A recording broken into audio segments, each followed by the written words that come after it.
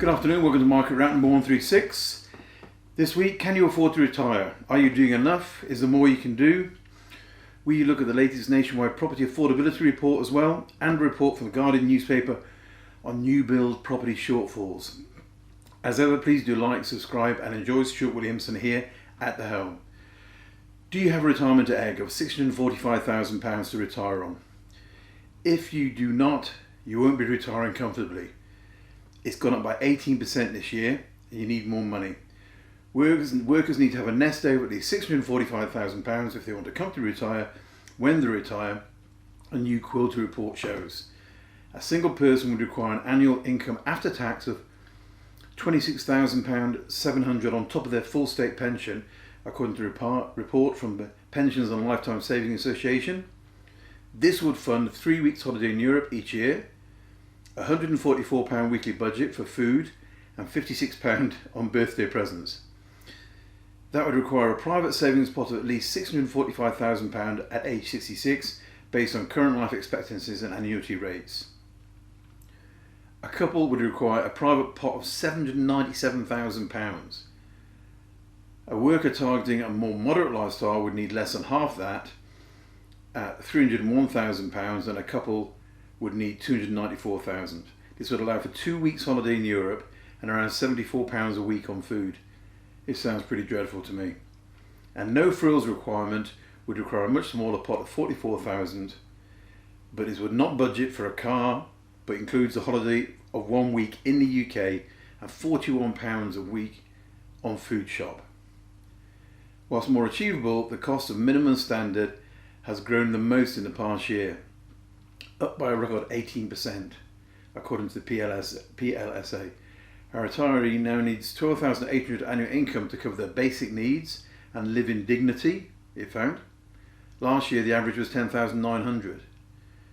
John Greer of Quilter noted that whilst the PLSA retirement living standards offered a rough guide for workers on how much they might need to save, he assumed that retirees would live rent or mortgage free. So that doesn't include your mortgage or your rent.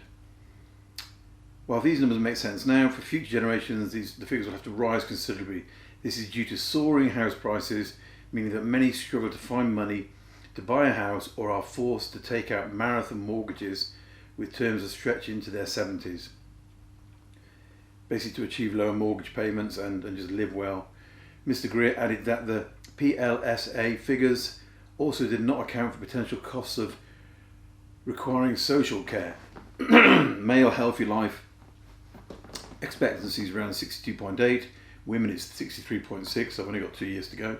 Life expectancy for males is 79 and 83 for females, meaning that many people will spend a significant proportion of their retirement needing access to costly care. Experts have cautioned that many workers have not built up big enough nest eggs to see them through to old age.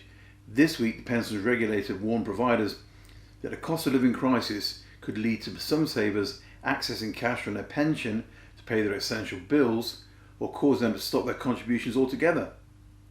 So, who amongst us has the full state pension funding? Okay, I have only just recently achieved it.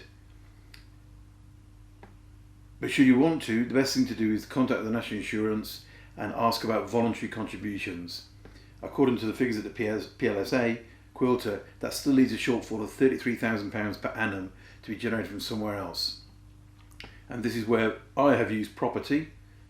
Okay, basically I bought buytoletproperty in the past at about £150,000 with a rental yield of 5%, a mortgage of 4.5%, which is still achievable if you look at the long-term averages, and a rental income of about £625.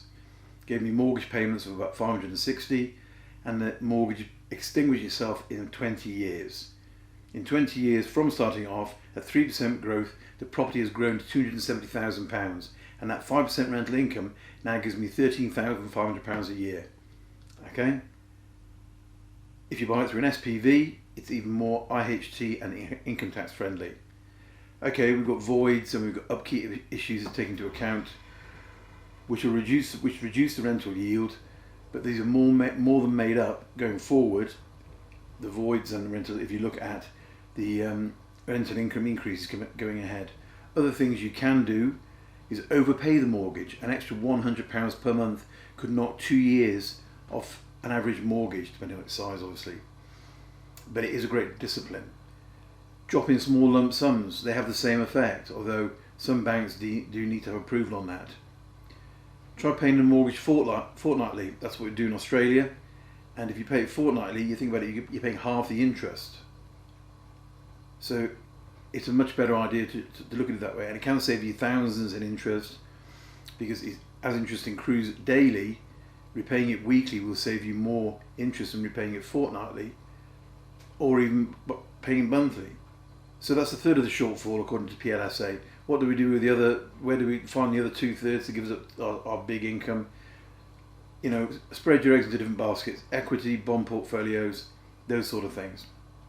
Now, the Nationwide Building Society Affordability Report basically say that mortgage rate rises over the last year have added to affordability pressures. Higher mortgage rates have resulted in significantly increased the cost of servicing mortgages relative to income. High house prices relative to average earnings continue to make raising the deposit a significant buyer for FTBs, or first-time buyers. Affordability is most stretched in London and the south of England, with the north and Scotland remaining the most affordable regions. Commenting on this, Andrew Harvey, who's a senior economist down at the Nationwide, said the biggest change in terms of housing affordability for potential buyers over the past year has been the rise in the cost of servicing the typical mortgage as a result of the increase in mortgage rates. The trend began in earnest towards the end of 2021, with a typical 5-year fix going from 1.3% to 2.9% by mid-22. As market interest rates underpinned mortgage prices, and they rose steadily, reflecting the expectations of the Bank of England that they would have to raise the mortgages further. It all added to the overall increases, and will carry on increasing in the short term until the target rate of 2% inflation is achieved. How does the affordability picture vary across a variety of UK regions? Basically, all regions have seen a deterioration in affordability compared to 2021, with the cost of servicing a typical mortgage as a share of take-home pay now at or above the long-run average in all areas. Affordability pressures remain particularly acute in London and the south of England, where mortgage servicing costs have risen sharply compared to a year ago. As I said, Scotland, and the north continue to be the most affordable regions, but even there, mortgage payments as a share of take-home pay are at the highest level for over a decade. I mean, there's a couple of graphs here. Look at the percentage of take-home pay used by first-time buyers and the number of years it takes to save up for a mortgage. Quite phenomenal. Now, housing targets. Building of housing targets. Just before Christmas, the government published a consultation on proposals that it would ease pressure on councils to approve housing, downgrading the target of 300,000 from mandatory to advisory. It generated an amazing amount of interest. The proposals include dropping the requirement to demonstrate a deliverable 5-year housing land supply, and the requirement of underperforming councils to provide an additional 20% buffer of housing sites. In the 5 weeks since the announcement, 9 authorities have announced they are pausing or shrinking their plans, according to The Guardian. And they've joined 30 others who paused it while they were waiting for the consultation paper. Quite extraordinary, really. New homes at risk as English local authorities cut household plans. That's basically what The Guardian says. It's well worth a read. The link is attached to the bottom, and I would suggest you look at it. It's basically NIMBYism at its very worst, in that I think it was Aylesbury, the Conservative candidate there, lost, and the local committee blamed it on the fact that they were forcing through more and more house building. It's absolutely crazy. And so now people have complained, and the government has said, okay, we'll stop. It really is, in these times of when you see the first time buyers not being able to get on the market because house prices going up and up and up, The only way that will stop happening is if they build more property, more affordable property.